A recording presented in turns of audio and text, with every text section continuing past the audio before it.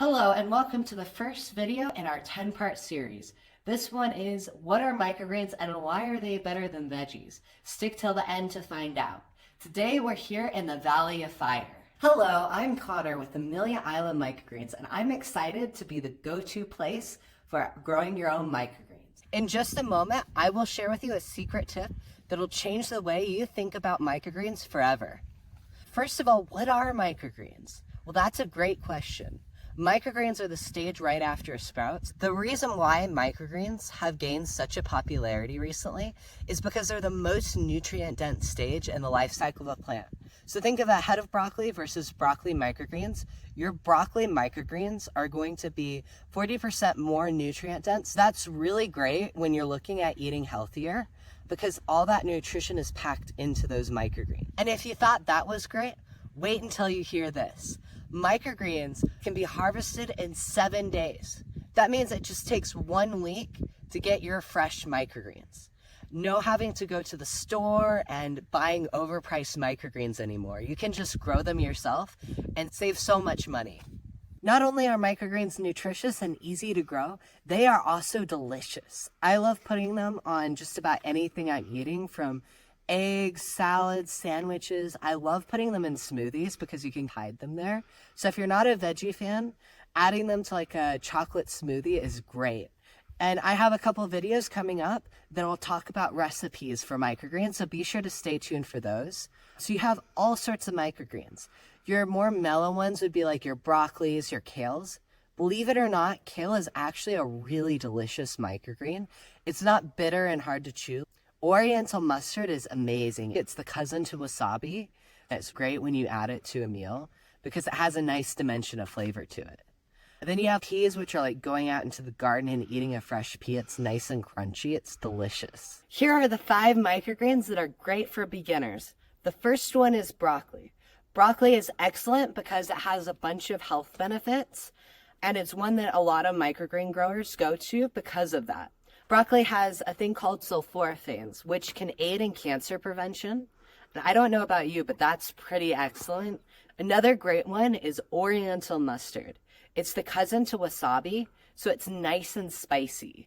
I love that one on tacos or eggs because it adds a bright, flavorful dimension to your meals. And it's a little less spicy when you add it to something. I'm not a spicy person, so that's great for me. Oriental mustard is high in antioxidants, which is really great for your immune system. It also helps bring your energy up, so you don't need that cup of coffee you've been trying to get rid of. Then brown mustard. Brown mustard is great because it's not as spicy as Oriental mustard. It has the sulforaphanes, and it's also super easy to grow.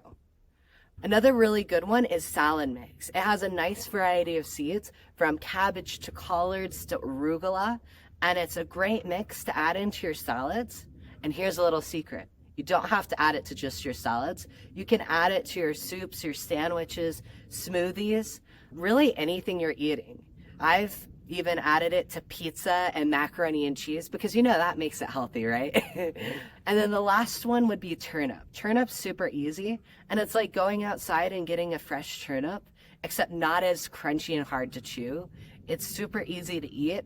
And I love it. It's a little spicy, and so it's a nice mix of spicy but not overly spicy. So those are the 5 that are the easiest to grow. We put all of those microgreens in our microgreen kits because they're so easy, nutritious, and they're packed with flavor. So it's fun, and it's a wide variety of microgreen. If you're enjoying this video so far, be sure to hit the like and the subscribe button and get ready for more microgreen tips. And make sure to turn on notifications so you see when my next video comes out. And now let's get back to some cool microgreen facts. When you're considering the idea of starting to grow your microgreens, here's a few things you want to consider.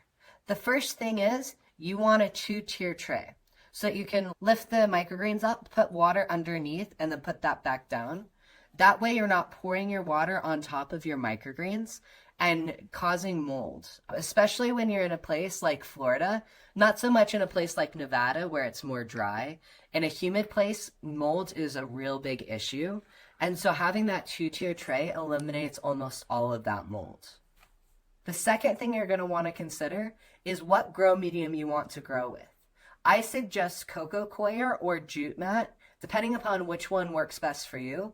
In our older kits, we'd give you both of those to see which one you like the best. However, in our newer ones, we just decided to make it easy and give cocoa coir because it's a sterilized grow medium, which means you don't have eruptions of bugs, which is excellent. The third thing you want to consider is the seed quality. You do not want seeds that have any kind of pathogens like E. coli or salmonella. If it's in the seed while you're growing your microgreens, you're just incubating it. And that's why people were having E. coli scares with sprouting, is because they were getting bad quality seeds. So make sure your seeds are pathogen tested. And the fourth one is water quality. You want to make sure that you have good quality water that's not just right out of the faucet, ideally filtered and in the middle of the pH scale. So not too alkaline, not too acidic. Okay, so now for that secret tip. Microgreens can be grown indoors. Actually, it's best to grow them indoors because that way it's in a controlled environment. And with the cooler temperatures indoors, you have a smaller risk of mold.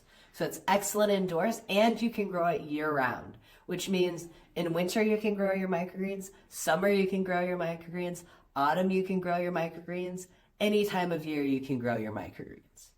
And microgreens are really eco-friendly because there's less waste. When you have your microgreens and you're eating them as they're growing, they're not degrading and getting bad as quickly as microgreens you've purchased that are pre-cut, as well as the produce you purchase from the store that's already been harvested and shipped over. Speaking of shipping, when you ship your vegetables, that takes gas.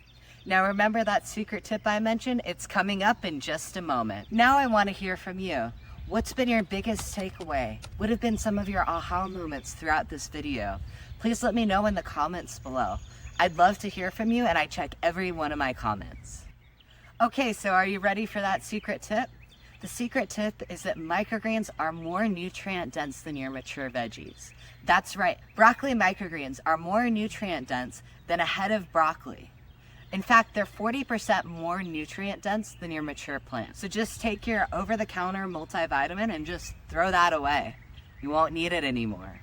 Let food be thy medicine. And that's not all. In just a moment, I'll show you how to up-level your microgreen game and make them even more irresistible. So for those of you who aren't in the know, this is part of a 10-part series completely free for you because I want to make sure you have the best growing and know the benefits of eating your vegetables live and at the microgreen stage. So head over to AmeliaIslandMicrogreens.com/101 for a free 10-part series on how to grow your vegetables, how to harvest them, how to do everything you need to enjoy your microgreens right at home. Okay, so what is this bonus tip I've been talking about? The bonus tip is all about eating your microgreens. In this next video, I'll be showing you why you want to eat microgreens and the amazing benefits of them. So be sure to click the next video and I'll see you there. As always, stay awesome.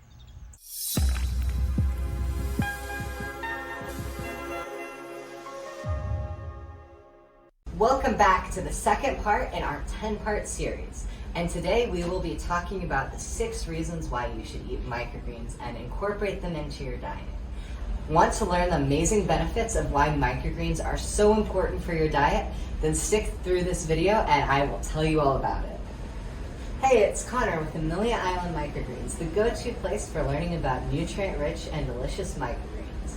In a moment, I will tell you a secret tip about microgreens that will blow your mind. Did you know that microgreens are packed with nutrients such as vitamins, minerals, and antioxidants, which are super important for our bodies? They're super easy to incorporate into your diet. It's as simple as putting a little on top of a sandwich or salad.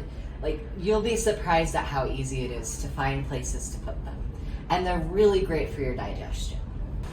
They're also really great for boosting your energy levels, and microgreens have been shown to have a great benefit in reducing the risk of diabetes, cancer, and heart disease.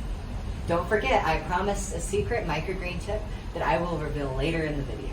What was your biggest takeaway so far? Share it in the comments below. I can't wait to hear all about it. Ready to get started growing your microgreens at home? Within these next 10 videos, we will show you all the things you need to learn how to grow your microgreens. It is so much easier than you think. So be sure to head over to www.Amelia, A-M-E-L-I-A, island, like an island, microgreen.com/101. And I'll be going through all sorts of things that I'm certain will help you. Remember that bonus tip I mentioned earlier? That is that the 5 easiest microgreens to grow are really gonna be a game changer. They're super simple and they take about 7 to 10 days. And in our next video, we will be talking all about them. So be sure to head over, and I can't wait to see you there. Welcome to the third part of our 10-part series. Today we will be going into the top 5 easiest microgreens to grow.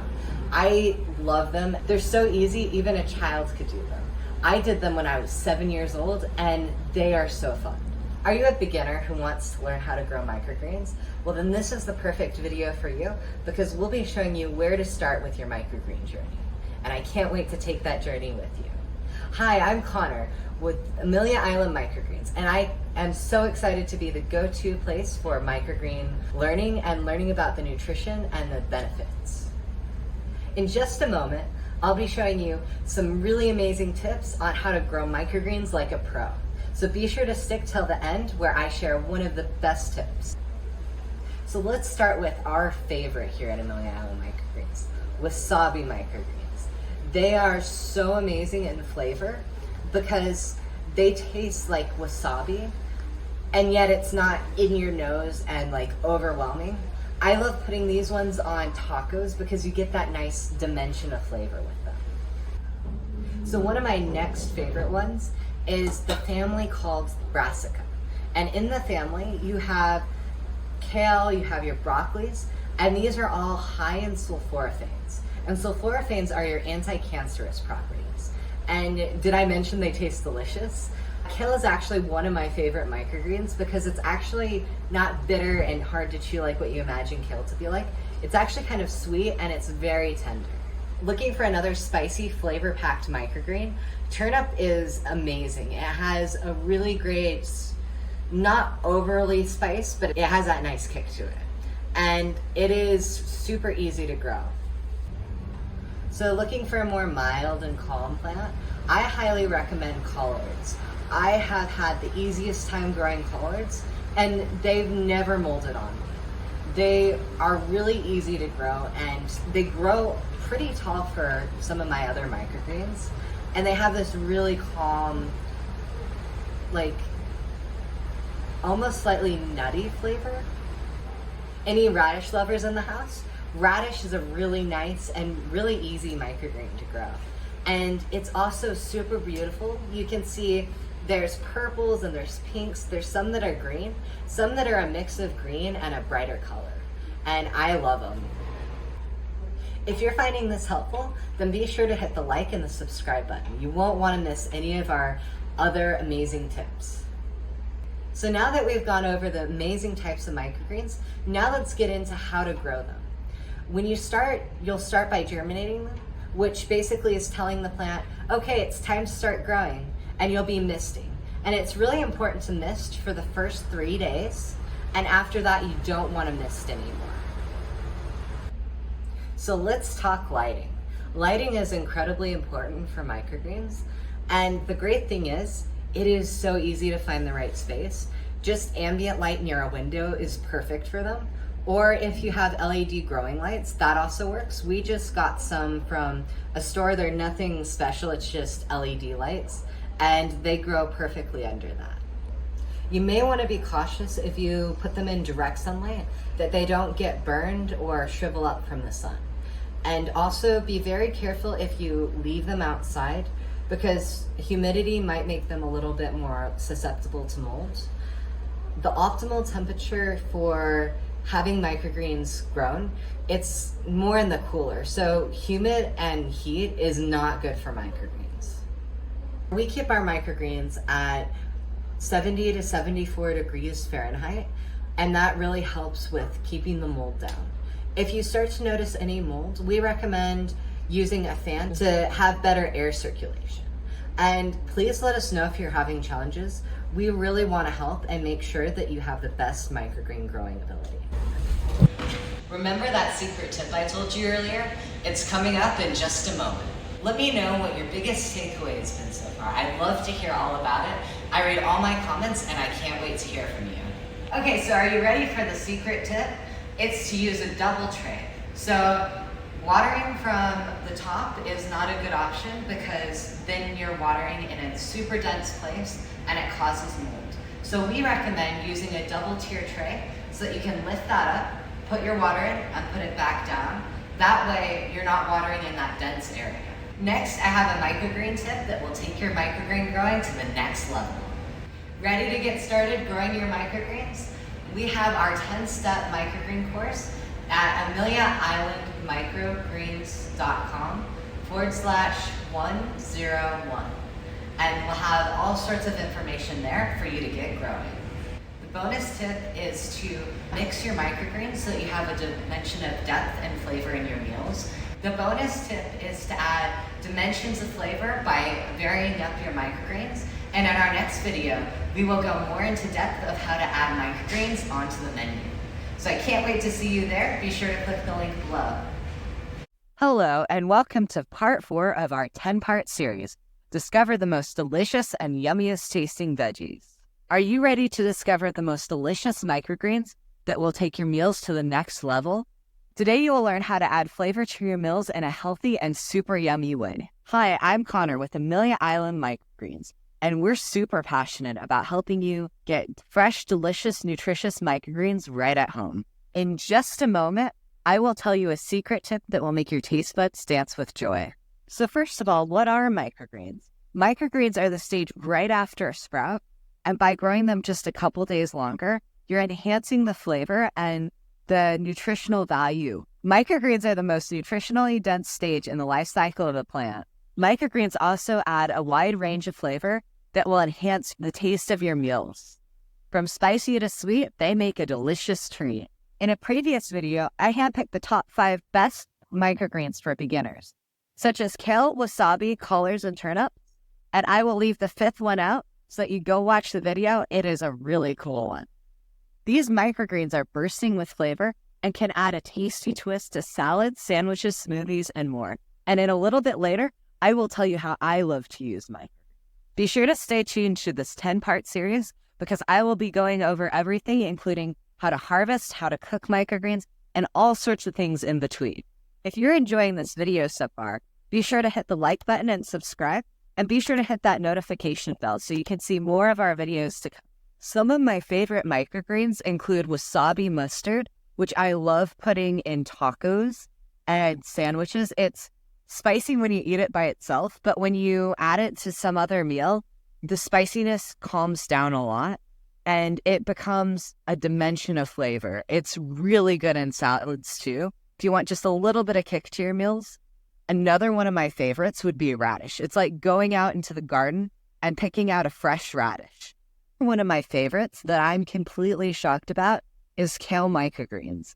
They're not bitter and hard to chew like what you'd imagine with a mature plant.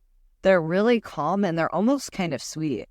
I have jaw problems, so I have to be very careful with what I eat in terms of hard to chew stuff. So they're really great for people who love the idea of having kale, but can't have that mature plant. Another one that I really enjoy are pea microgreens. They're like going out to your garden and eating a fresh pea out of there. It's so sweet and it has a lot of water, so there's this really nice crunch to it. And there are quite a few more microgreens that in later videos I'll go into because they're for the more advanced growers, so be sure to stay tuned for those, and soon you'll be growing those as well. Remember that secret tip I mentioned earlier? I'm about to spill the beans, or should I say microgreens. Before I say, let me know in the comments below which one's your favorite microgreen. I love to know and I read all my comments. The secret tip is you want to harvest your microgreens at the right time. It is very important because if you don't, then you can get very bitter microgreens.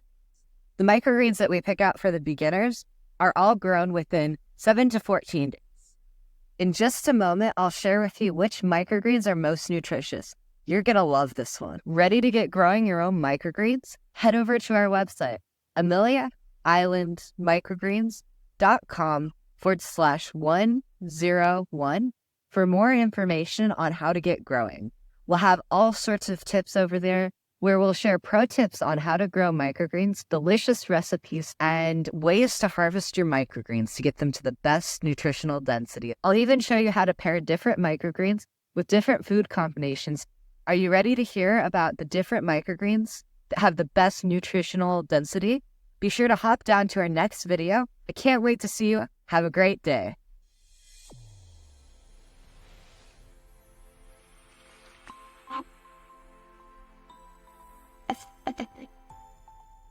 Hello, this is Connor with part 5 of our 10-part series, The Most Nutritious Microgreens. Boost your health with these powerhouses. Welcome to today's video, where we will be learning how to boost your health with these microgreens.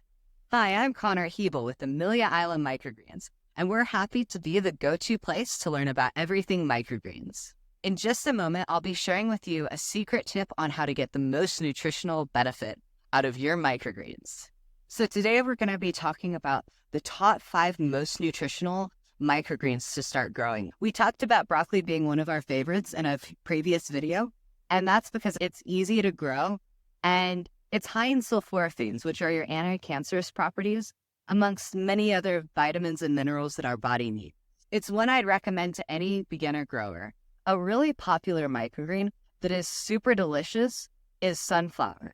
It is high in protein, fats, and healthy fiber, and it tastes absolutely delicious. The one challenge with this one is it is really hard to grow, and it's one of those that you can get mold really easy without even trying. So that's why we don't recommend it for beginners. Once you get to intermediate and you've grown a couple microgreens before, it is amazing, and you will love it. Are you looking to get some more vitamin C in your life? Then look no further than radish. Radish has so many health benefits, and one of them is it's high in vitamin C, and it just tastes really good. It's that nice little kick you can get in your food. It's also high in folates. Are you looking to get some more calcium in your life? Then microgreen pea shoots are going to be perfect for you. They also have the vitamins A, C, and K, and did I mention they taste delicious? They're like going out into the garden and eating a fresh pea. They're one of the really fun ones to grow. Looking to add some more spice into your life? The mustard microgreens are the perfect addition. They are high in sulforaphanes, which are your anti-cancerous properties, and they just are really delicious. They also have a lot of vitamins and minerals that our bodies need, such as vitamins A and C. Remember, in just a moment, I'll share with you a special tip that'll change the way you grow microgreens and help up your nutritional density. So what is your biggest takeaway so far? I'd love to hear, so share in the comments, and I read every single comment. So here's that secret tip I mentioned. Did you know that exposing your microgreens to sunlight a few hours before harvesting them can increase their vitamin D content? Maybe you should give it a try. Plus, I have a bonus tip that will help you with your microgreen growing. You're going to love it, so stay tuned for the next bit. Ready to get started growing your own microgreens? Head over to ameliaislandmicrogreens.com/101 for more information and our 10-part course on how to grow microgreens. I can't wait to see you there. The secret tip I mentioned earlier is using the right grow mediums and trays. So head over to the next video and I will show you how to do that.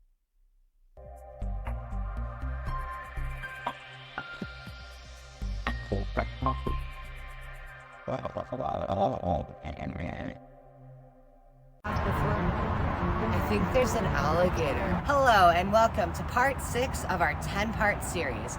Different grow mediums and trays. Which one's going to be the best for you? Stick till the end to find out. Hi there, microgreen lovers. Today you'll be learning about different grow mediums and trays. Which ones are best to use for growing microgreens and having the most delicious, best microgreens ever. Hi, I'm Connor with Amelia Island Microgreens, your go-to place for all things microgreens. I've been growing microgreens for 11 years, and so I have all sorts of knowledge on grow mediums and trays, learning from my mistakes and my successes, and I'm excited to share that knowledge with you today. In just a moment, I will share with you a secret tip on which grow medium works best for which microgreens. You won't want to miss this. So let's talk about the importance of the different grow mediums. Your grow medium can either make or break your microgreens, so you really want to choose the right one. Some of them you need to water more, some of them you need to water less, some of them you can reuse, and other ones you can't. So let's start with the first one, which is my personal favorite. It's one I've used since the very beginning, and it is cocoa coir. So cocoa coir is a sterilized coconut husk, which is great because then you won't get eruptions of bugs, which if you are using potting soil, which we'll cover a little bit later on, you have that chance. Since you're growing microgreens, you don't have to worry about having nutrition in your soil because your microgreens get the nutrition from the seed itself. So if you think of a chicken and an egg, the egg's more nutrient dense because it has to grow a whole chicken. Same with your seed, it has to grow a whole plant. So throughout this, just keep that in mind. It's just keeping your seeds from falling through the holes. So the pros of cocoa coir. One, it's sterile, so you don't have to worry about eruptions of bugs. Two, it's really good at retaining moisture, which means that you don't have to worry about if it's going to dry out. Some of the ones we'll cover in later, you will have a higher risk of them drying out. So that's a great thing about cocoa coir. Another great thing is that you just pour water on it, it expands like a washcloth, and then you just layer it across your tray. So it's pretty easy to set up. Now let's talk about the cons. Like I mentioned, you just pour water and it expands. It's a bit more messy. So if you're like not really someone who likes to get their hands in dirt, it's not gonna be the best one for you. Because it does retain so much moisture, it has a higher chance of mold. So that can be a pretty big concern. It's also not as quick to set up as some of our other ones like jute mat. Another more common grow medium is jute mat. Jute mat is a vegetable fiber that's been woven into a mat, and some of the amazing pros about it is that it is super easy to set up. Once you've hydrated it, you just simply lay it across your tray, sprinkle your seeds on, and you're ready to go. Another pro is that it's sterile, so you won't have the worries of bugs, and it's also clean and not messy like cocoa coir is. So now for the cons of jute. It's one of those that dries out really easily. And so you really have to be on top of water. If you're one of those people who ends up forgetting to water, this probably isn't the best one for you. I would recommend cocoa coir or one of the other grow mediums that we talk about. And I'll give you a pro tip. If you're growing with jute mat, I recommend if you start to see that it's kind of starting to dry out along the corners, just pour a little bit of water. I normally tell you don't top water after day 4.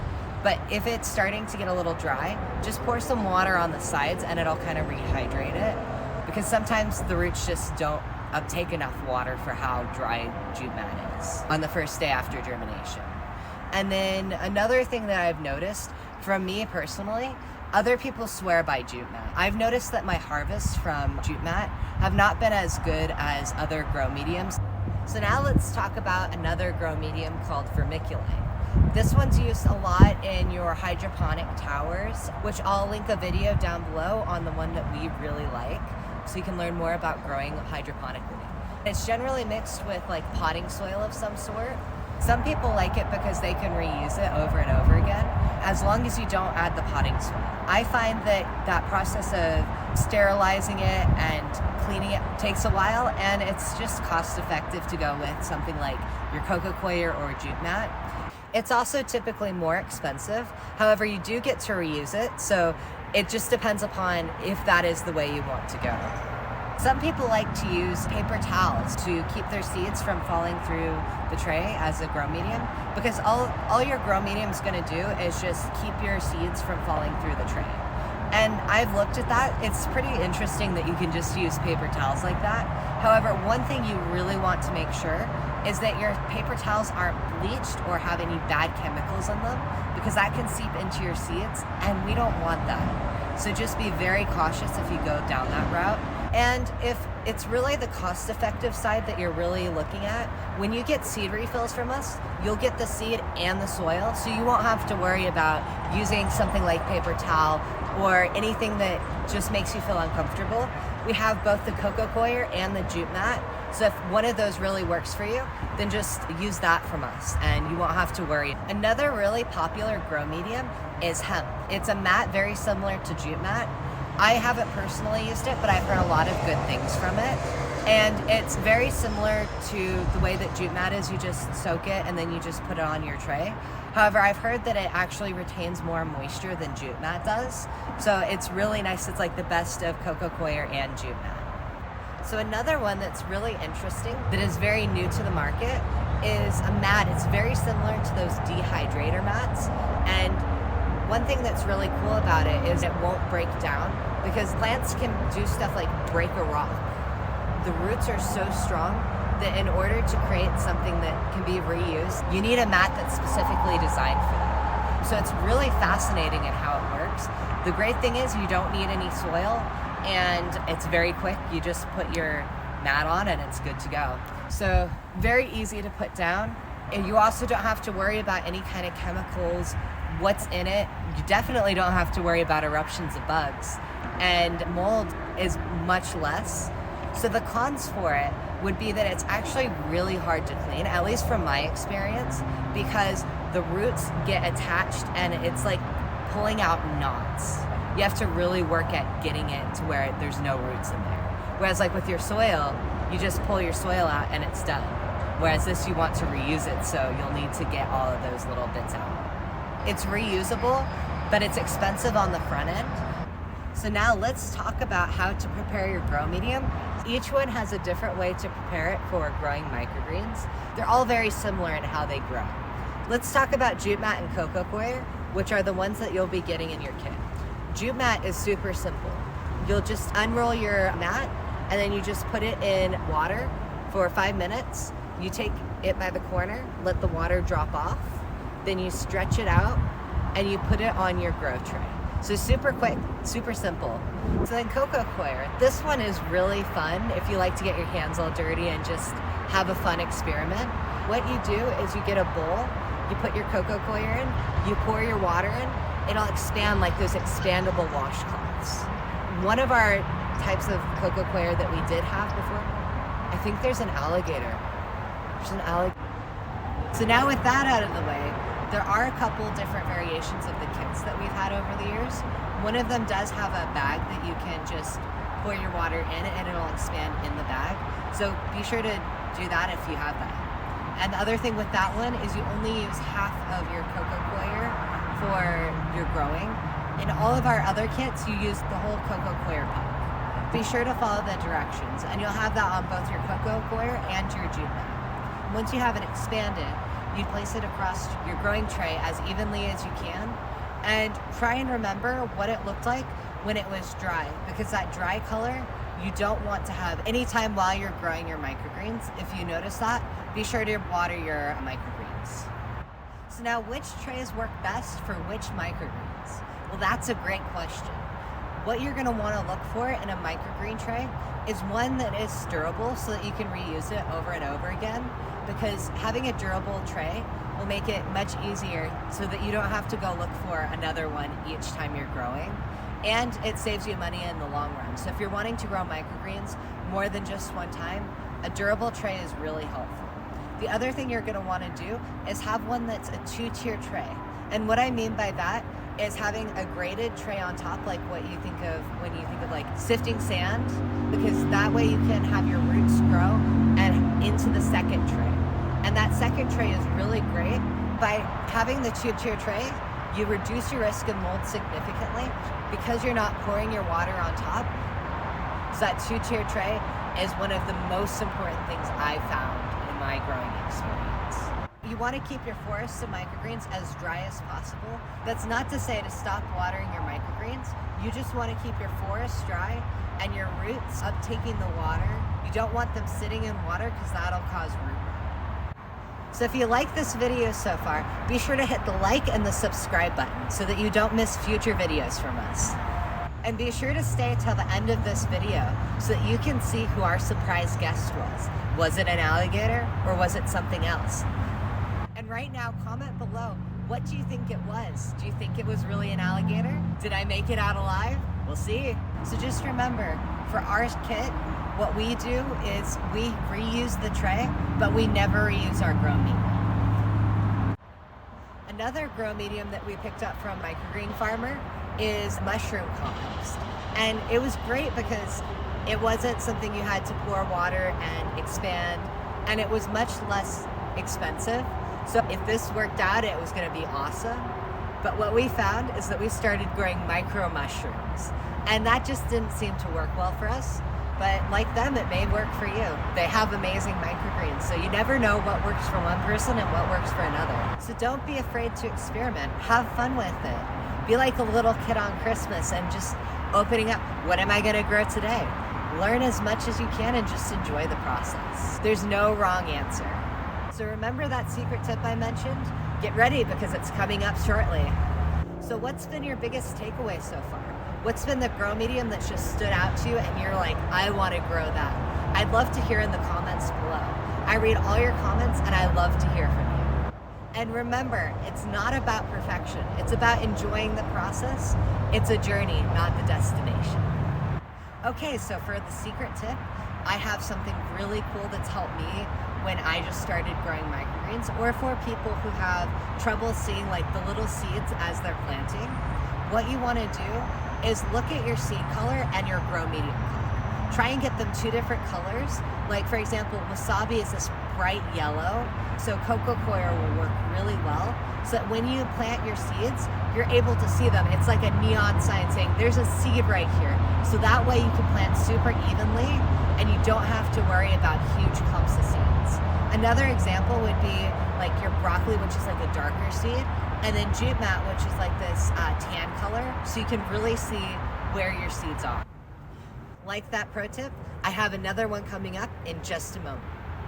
So if you've been enjoying learning about growing your microgreens and are ready to start growing, we'll go to our website, AmeliaIslandMicrogreens.com/101 to get a free 10-part series on how to grow your own microgreens.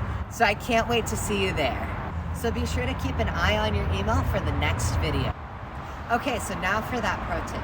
There's a process that if you follow it, it'll give you the best harvest. And I've got a specific step-by-step process that I'll walk you through right over here. I can't wait to see you there.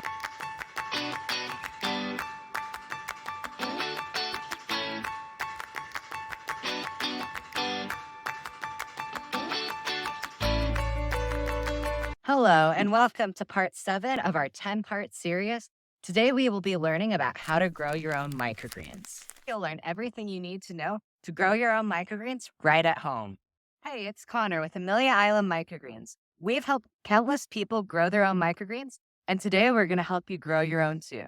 In just a moment, I'll share with you a microgreen tip that's little known that'll help take your microgreen growing to the next level. So let's talk about some really important things to consider when growing microgreens. We've covered these in our previous videos, and let's just recap real quickly. 1, you really want to make sure you have a good quality tray that has 2 tiers so that you can lift it up, put some water in, and put it back down. That way you're not pouring your water on top of your microgreens and causing mold.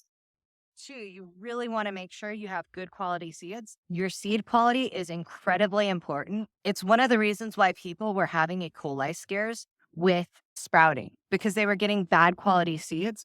And when you have bad quality seeds, you're just incubating everything that's not healthy. Grow medium. You want to make sure that you use a sterilized grow medium. That way you don't have eruptions of bugs from your soil. And microgreens don't require any nutrients in the soil because all your nutrition is coming from the seed itself. Having growing microgreens for over 11 years, I've learned by a lot of mistakes, and I don't want you to experience those same mistakes I did. That's why I created a kit to help you grow microgreens the most easy and efficient way. So let's get started. A quick disclaimer before I start. I've used some of my own tools and stuff that I have because I grow in mass quantities. Some stuff like my spray bottle, it's going to be a little bigger than what's in our kit. What you have for the small kit you're going to make is going to be absolutely perfect. The first thing you will want to do is check out your pH balance. And what this will do is help get your microgreens the best water. Your microgreens want to be at about 6 to 7 in the pH scale. This will help them with their optimum growing. The second thing is your soil. Wait, Connor. Before we move to the soil, let's talk about our grow mediums in the kit right now. It's been a bit confusing. We have jute mat and we have cocoa coir. Some people have had challenges knowing whether to use both or just one, and that can cause some challenges. Another thing is that some people use this whole packet, which you're only supposed to use half of. So it's just really confusing. So let's just throw that away. We have now switched to this cocoa coir, which conveniently is for one grow. So each time you use one of these, you'll use one seed packet. And you don't have to worry about, do I use jute mat? Do I use cocoa coir? We're just making it simple. For those of you who like the jute mat and want to continue growing with that, type in the notes when you go to get your seed reorders that you like jute mat, and we'll be more than happy to supply that for you. And for those of you who are curious and want to know what jute mat's like, in your seed subscriptions, occasionally we'll have a surprise enhancement box that will contain a jute mat. So that way you can see what it's like without having to commit to jute mat. And now let's get back to the video. Cocoa coir. Cocoa coir is a sterilized coconut husk.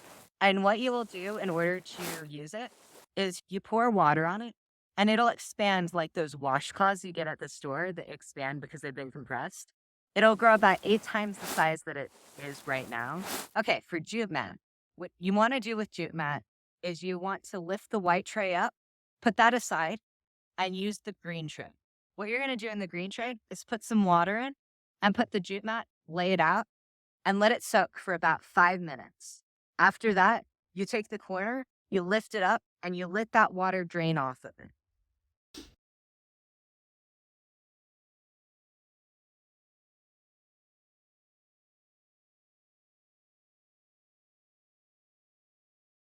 So why do we have 2 different types of grow medium? Well, I'm glad you asked. The reason is some people like cocoa coir and some people like jute mat. And we wanted to give you both so that you can try them and see which one you like the best.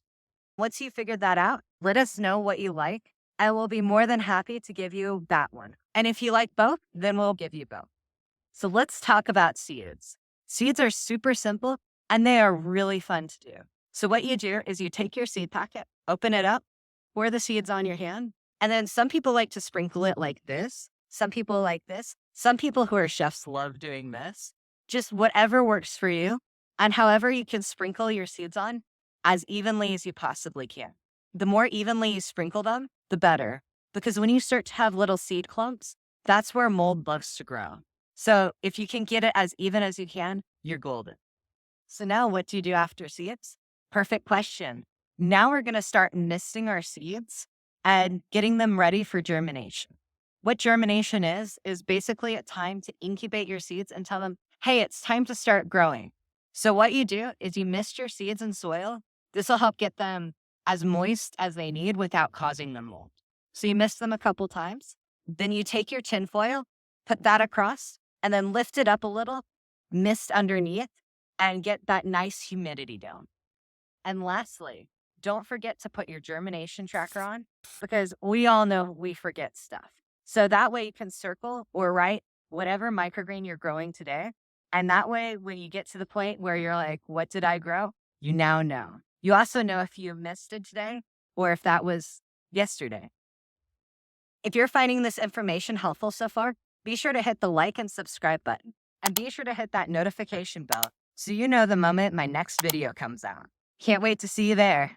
So you've been growing for day 3 and now it's day 4. What do you do?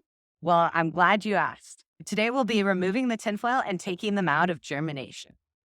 Why do they need to get taken out of germination? That's because now your plant's ready for some sunlight. For the past 3 days, we've been growing it like it's under the soil. And now it's time to take that off and introduce it to the light because it's ready to see the sun.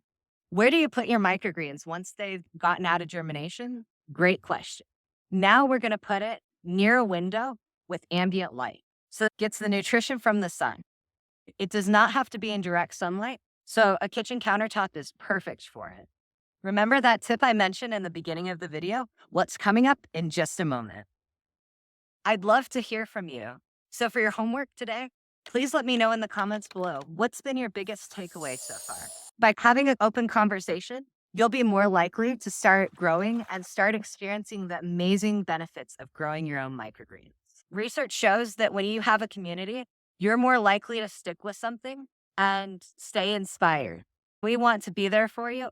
In fact, we created a community for you to stay inspired and be inspired. Plus, I have one more bonus tip that I think you're going to love. It's super cool. So when your microgreens start growing at an angle, they're wanting to go towards the sunlight. So what you want to do is you just want to turn them around so that they grow the opposite direction. So you have an even growing to get the most out of your microgreens. If you're ready to start growing your own microgreens, head over to AmeliaIslandMicrogreens.com/101 to get a free 10-part course on how to grow your own microgreen. And for that bonus tip I mentioned, in our next video, I'll be showing you how to harvest microgreens like a pro. So be sure to head over there, and I can't wait to see you.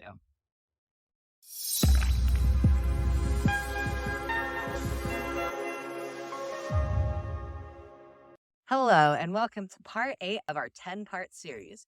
And today we're going to be talking about how to harvest microgreens like a pro. All the tips and tricks for perfect timing and storage. Are you tired of struggling to store your microgreens and figure out how to harvest them? Then this will be the perfect video for you. Today, you'll become a pro at harvesting and storing your microgreens so you can get the best nutrition and the best freshness.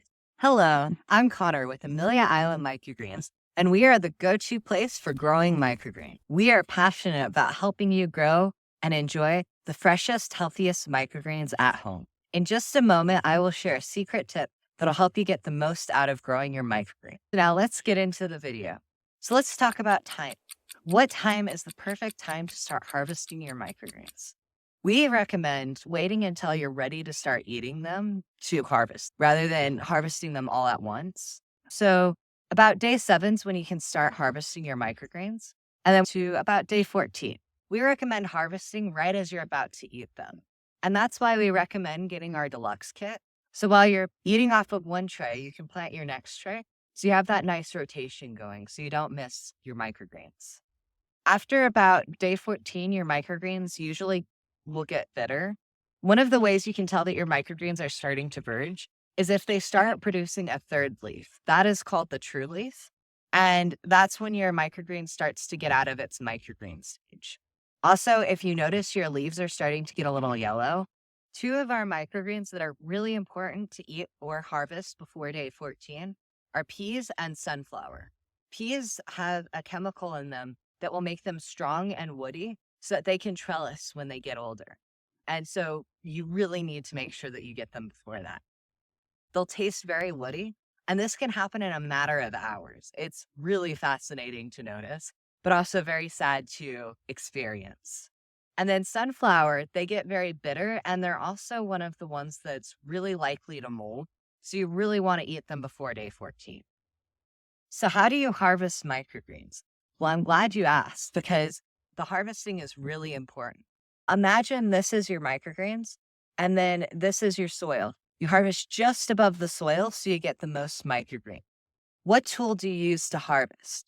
Well, you can use scissors, or if you have a super sharp knife, then you just grab the microgreens on the top and you just cut them underneath like this. Are you tired of your microgreens just staying in the fridge for one day and then they're already starting to wilt? Well, there's a great way to stop that from happening. Adding a paper towel in with your microgreens will reduce the moisture content and keep your microgreens fresher for longer. If you're enjoying this video, hit the like button to let me know and subscribe to our channel if you'd like the latest microgreen tips and recipes. And make sure you hit the notification bell so you get notified the next time a video comes out. One disclaimer that I should add in here is whenever you're handling fresh food, be sure to wash your hands before and after you handle it. Have any questions or need some troubleshooting? Please reach out to us at my email, connor@AmeliaIslandMicrogreens.com. We're here to help, and we'd love to enhance your growing experience. Have you learned something new?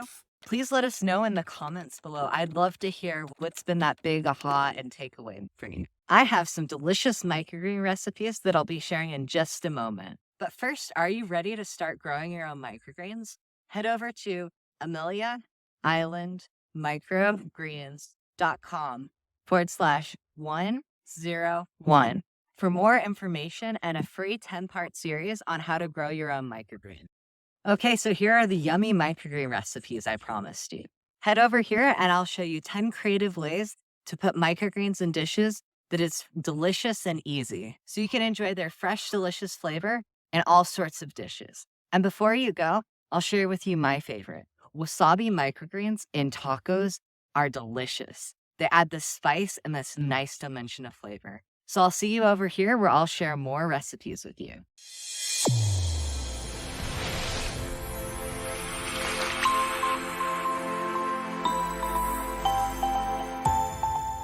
What's up, foodies? It's Connor with Amelia Microgreens, and today I have a very special video for you. Welcome to part 9 of our 10-part series. And today we are here at Townie's Pizza Farm in Amelia, Iowa.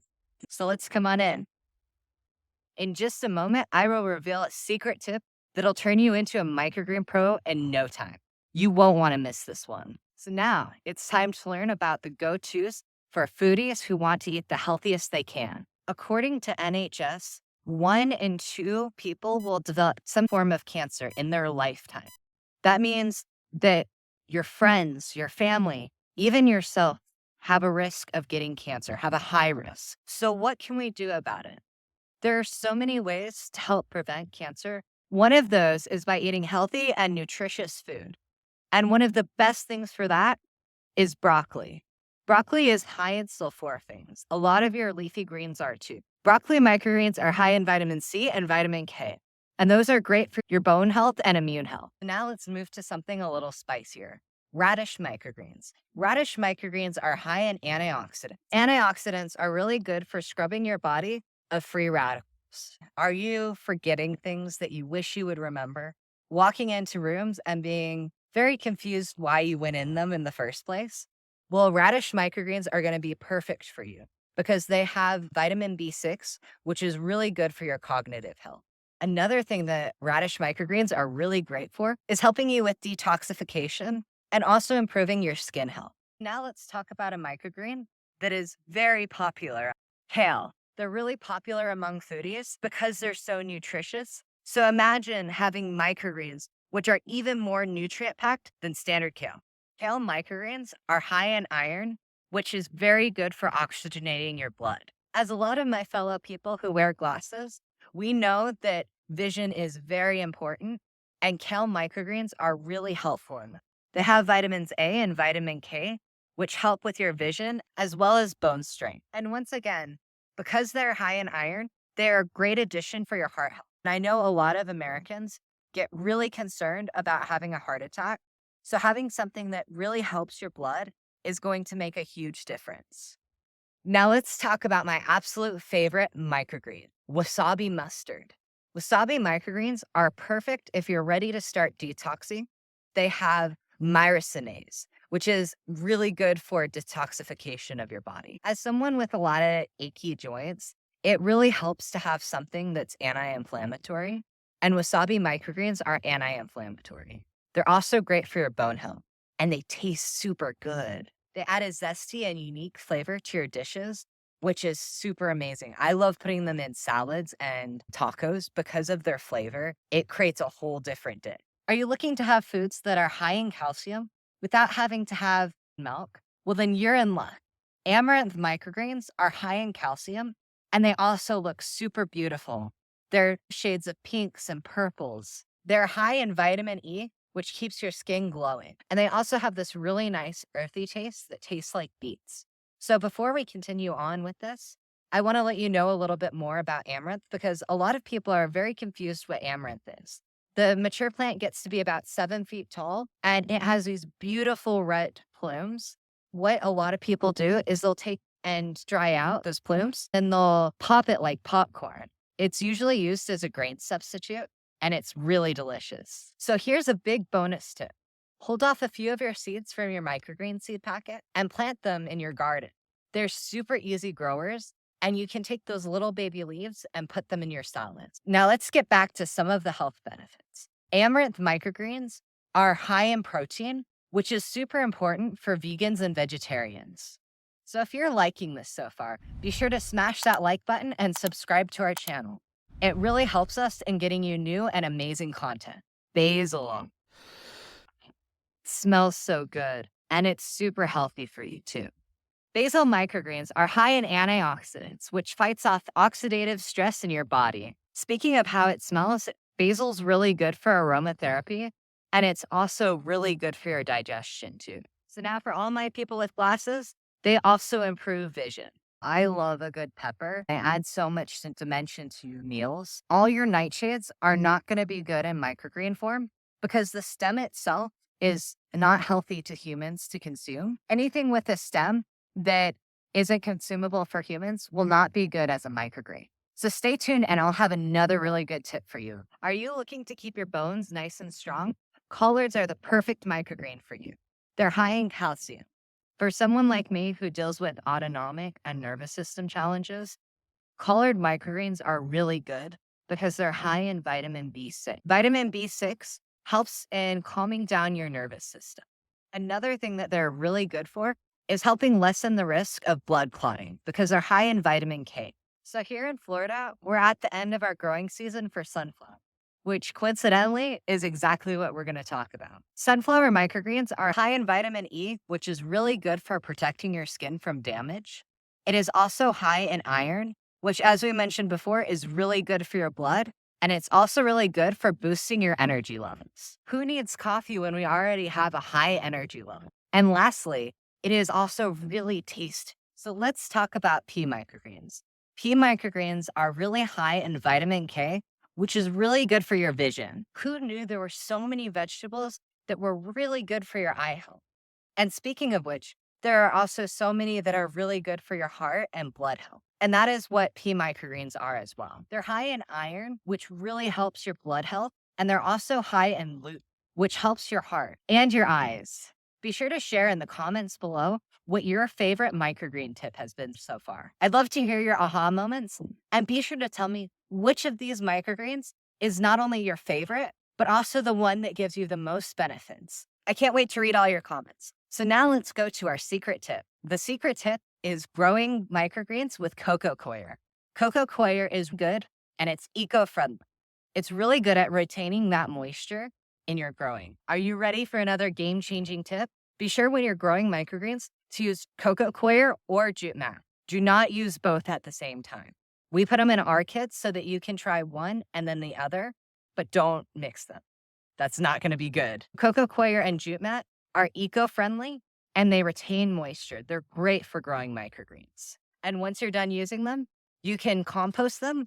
Or if you have chickens, chickens love the roots in the cocoa coir and jute mat. One little thing we like to do is we'll take our root carpets and we'll give them over to chicken farmers and then they'll give us some of their eggs. It's a win-win for both parties. Also, jute mat and cocoa coir are really great at giving you the most vibrant and delicious microgreens ever. In just a moment, I'll share one crucial tip in your microgreen growing journey that will change everything. Get ready for an exciting twist. Ready to experience the amazing world of microgreens? Head over to our website, AmeliaIslandMicrogreens.com/101 for its free 10-part series on how to grow your own microgreens. And while you're there, be sure to check out our microgreen growth kits. In our next video, we'll show nutritious ways to incorporate all these delicious microgreens into your meals. Join me there for some culinary magic. I can't wait to see you there.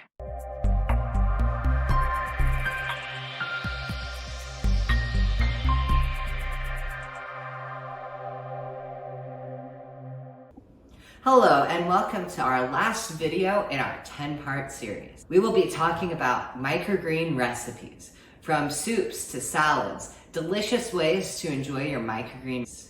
Hey there microgreen lovers! Today we'll learn how to take our microgreens to the next level with these delicious recipes that will make you forget about boring, bland salad.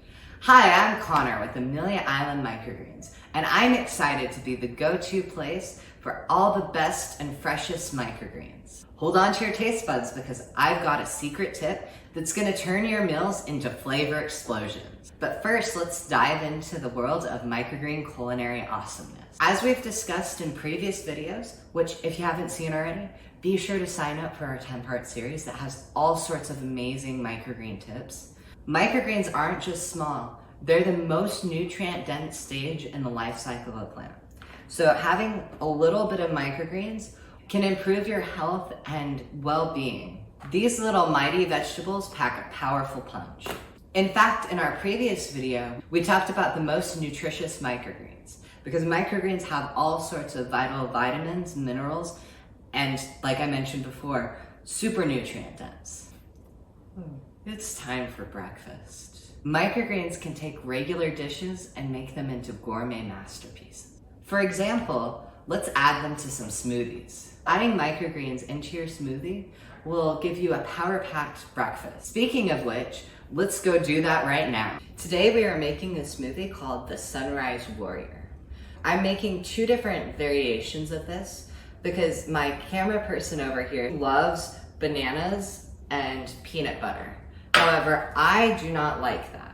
So there's so many different variations with smoothies. And then the next thing let's cover real quick, with your microgreens, you're not gonna want something that's super strong and overpowering. So something like a salad mix, broccoli, kale, collards, those really calm ones that usually just kind of hide and slightly enhance the taste of a meal, but aren't the main flavor in it, are gonna be the type of microgreens you want to use for this. So the first thing we're gonna do is we're gonna put our milk in.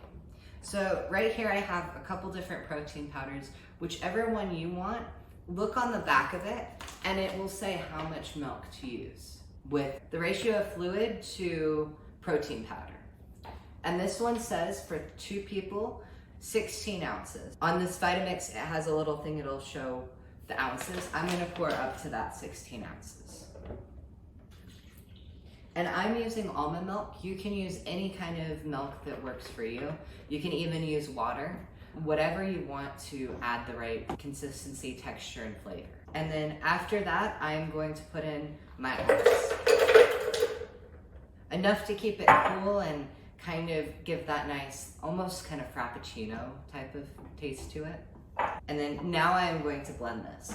And the reason why you want to blend these 2 together first is because if you add your protein powder or anything else, it's gonna kind of get a wonky texture to it. I turn it on. I'm gonna put 2 scoops of protein powder in here. And now after that, I'm going to add some of my salad mix to the smoothie. So I like to put in quite a bit because this is one where you won't taste it and it's gonna give you a lot of healthy nutrition that'll kickstart your day. So as you're cutting it, be sure to cut off all the soil that's on the underside right here. So you just kind of snip that off. I like to cut about this much right here for 2 people. At this point, if you're gonna put the peanut butter and the banana in, you would put it in right now. However, since I don't like that, we're gonna save that to the last bit. You will want to add the cacao nibs. Add about a teaspoon. And I'm going to use a tablespoon because I am going to be making for 2. And all of these recipes I will put in an easy to find space for you. And after that, you just blend it lightly. You want it to be a little chunky.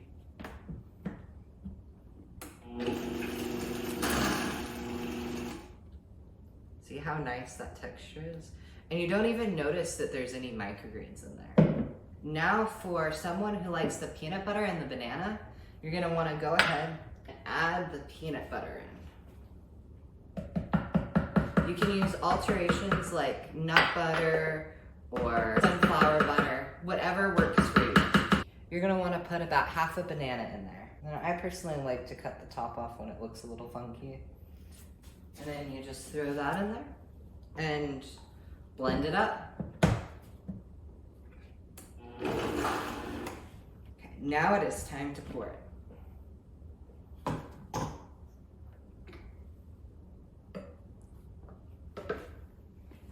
And now you've just given yourself a power-packed lunch or breakfast, whatever you have. Wait, who's doing the videoing? Oh no. Oh, that is really good. Yeah, it is. And you don't really notice the taste of the microgreens either, but you're getting all that nutrition in there. And here's a little tip I'll give you. If you want to have something a little spicy, add something like Oriental mustard, turnip, or radish, and that'll give you a big zing in your smoothie. So while we're on the topic of smoothies, let's talk about some of the benefits of having microgreens in your smoothies.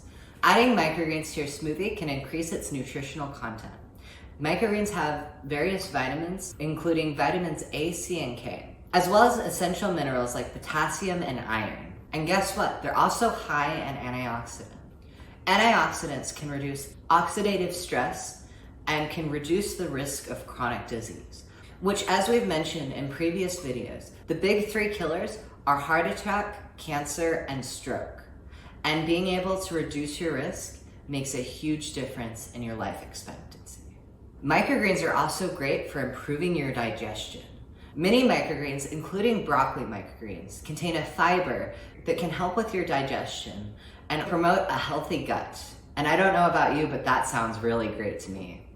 Not only that, but microgreens also enhance the flavor of food, and sometimes they don't even taste like anything at all. But adding that in there will make such a huge difference for your health. Let's drink to that. You need to try this recipe. So all this is great, but I have a small kitchen and I have a brown thumb. Will I be able to grow microgreens? Well, I'm glad you asked. Yes, you can. I like to say you may not have a green thumb, but you have a microgreen thumb. It is so easy to grow microgreens. It's as simple as lifting this tray up, putting a cup of water in, putting that back down, and then just ambient light. And for space, all you need is one of our grow kits, which comes this size, and we even have one that's half this size if this is way too big for you. We have people who grow them in their RVs, their boats, and there's no limit to where you can grow them. NASA has grown them in space. So if NASA can do it, you can do it too. So the sky is no longer the limit. Make sure you're subscribed and hit that notification bell. That way when our next video comes out, you'll be the first to know about it. And I have a really cool special tip coming up, so stay tuned for that. This secret tip is gonna elevate your microgreen cooking game. So now, what's been your biggest aha moment? Did you discover a new microgreen variety you want to try? Or maybe a new recipe you want to do? Share that in the comments below. Your comments not only help our community grow, but also inspire others to dive into the wonderful world of microgreens. So don't be shy. Drop your thoughts, your questions, and anything else that comes up into the comments below. I read and cherish every one of those comments. And who knows, maybe your comment or question will be featured in my next video. So it's the holidays. You're frantic. You slept in a little too late. And now food's not gonna be ready for another hour. Everyone's gonna be over and they're gonna wanna eat. Well, not to worry. I have a festive appetizer that'll delight your guests. The answer to your holiday conundrum is Amelia Island Microgreens' famous guacamole with microgreens on top. It's super easy, and even the in-laws will be excited about it. So what you do is you get some guacamole at the store, or you can make your own. We have a blog post on a few different ways you can make guacamole. It's super fast and easy, as long as your avocados are right. So what you do, you get a little scoop of guacamole, place it on your cracker of choice, cracker, chip, whatever you would like to put it on, and then you just cut some microgreens, and bam. It's ready. Super fast, super easy, and super nutritious. And the best thing to do with these is have one green microgreen like salad mix, Oriental mustard, and then one that's red like your amaranth or your radish. That way you get the red and green holiday feel. What would be best is to take your microgreens where they're like this, split them apart, place them in the same direction or going the same direction, like that. And there you go.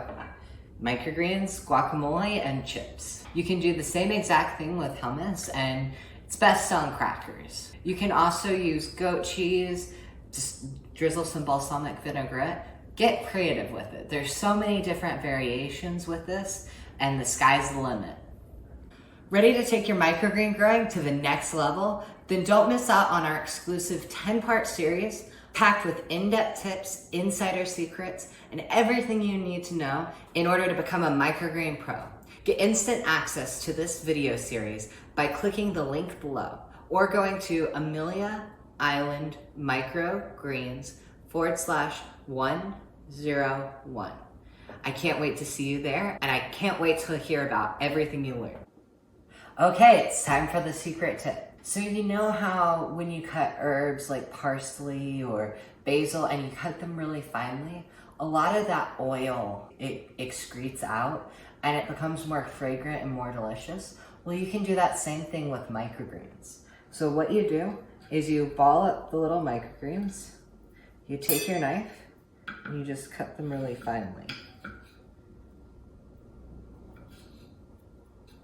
Then you'll want to go over them a couple different times and get them super fine. And you'll start to smell what microgreens you have. See how it's getting smaller and smaller? When I do this with amaranth microgreens, it starts to turn pink because of how much oils are getting excreted. I actually learned how to do this in a cooking class. See how nice the microgreens look now? What you can do is you can then add it to whatever recipes you had before, and it looks even more finely chopped. So now stay tuned and I'll reveal another awesome microgreen tip. You won't want to miss it. I hope you've enjoyed this 10-part series. If you've missed any of them, I'll put a link to the series below. Each one has its own gems of knowledge, so by missing one, you're missing out on so much. And I would highly recommend watching all of these videos. And make sure to subscribe so you stay up to date on all the latest microgreen information. So be sure to leave your questions in the comments below because I'll be doing some Q&As and maybe your question will be featured in one of my videos. I've got a secret tip that's going to take your microgreen culinary adventures on a whole new level. Our next video is the ingredient you never knew you needed. And trust me, you won't want to miss it. Until then, keep savoring those fantastic microgreens. Cheers to a tastier future ahead. And if you found this really helpful, could you please do me a favor and share this with a friend who you think needs to know about this? Thank you for your support. As always, stay awesome. Okay, I'll see you there.